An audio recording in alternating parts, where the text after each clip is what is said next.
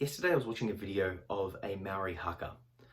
A group of school children had lost a friend and they decided to do this dance as a way of, showing respect and mourning, and it was one of the most emotional, tear-provoking things I've ever seen. It was incredible.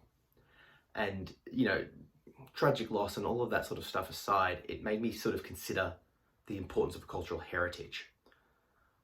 My upbringing was half sort of Western, half Greek Macedonian, right? Bitzer. And because my father was neglectful and absent and just wasn't quite there, I didn't really get much of an indoctrination into the culture. And on my mum's side, there wasn't a distinct culture because we came from sort of everywhere just growing up in Australia. So I don't quite feel like I have a strong cultural background or heritage. I've got the ancestry, but I don't connect to it and relate to it. And because I ended up moving out of home at 15, I don't really have this sort of traditional background. And I was looking at the haka and going, wow, these people have this cultural heritage that they can date back hundreds of years, and it relates to the whole community, and everyone's getting involved, and it's this whole grief process and mourning, and they've got all of this sort of stuff set up. And I was jealous isn't the right word. Maybe I'm not sure of the exact right word here, but I was watching it and going, man, I wish that I had something like that I could draw on, that meant something to me personally, that I could look at it and go, okay, when I go through a grieving period, this is the process that my culture suggests that I do. This is how we express joy, because this is the traditional wedding ceremony, right? There's an importance here because right now, when someone passes in my life and I feel these feelings of grief, I've got no sort of background or role model or sort of path to walk through.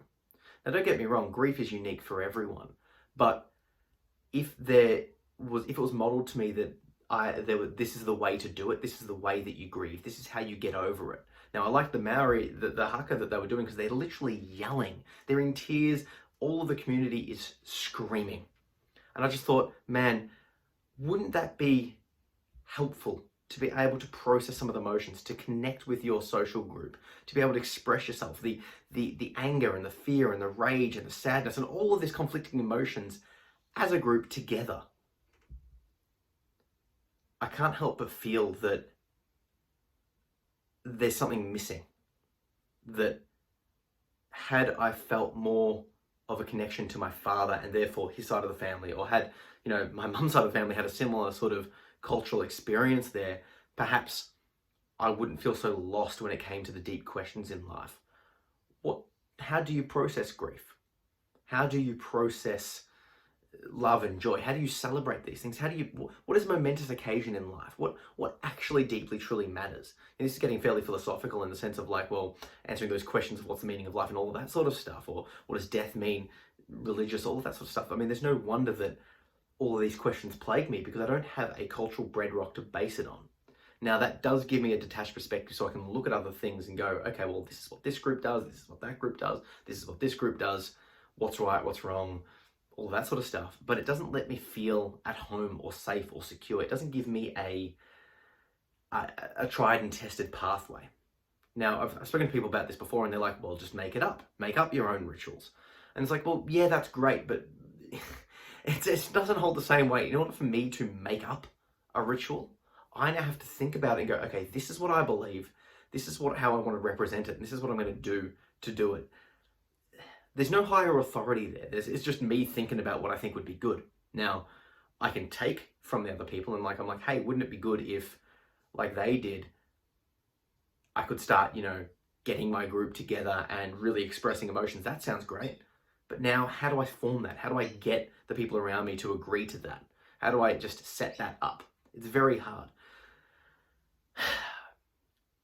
I'm starting to sort of just realize it's like, okay, I have to face these issues on my own. Not in the sense of by myself, but I have to work out the best approach to doing it. So if I like a certain approach, I have to look into it, I have to research it, I have to think about it, I have to instill it in my life. What's important for me? What's important in that sense? So this applies to me for a lot of things. This idea of having a cultural background, or a lack of a cultural background, leaves me to not be sure of what is socially appropriate or what should be socially appropriate. How much respect do you show someone from your family?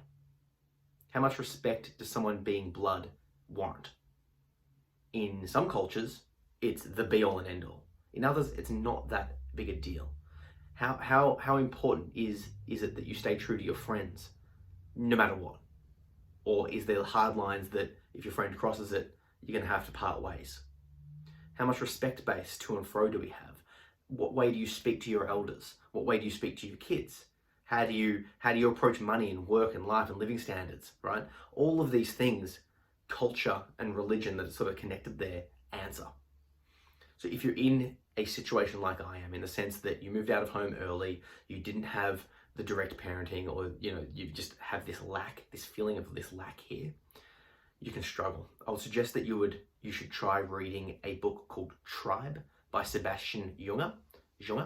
I'll put a link down below.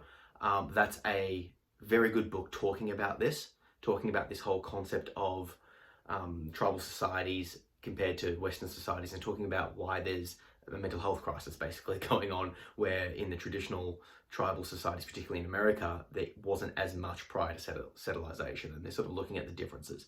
Fascinating book if you like this content more, or this topic more.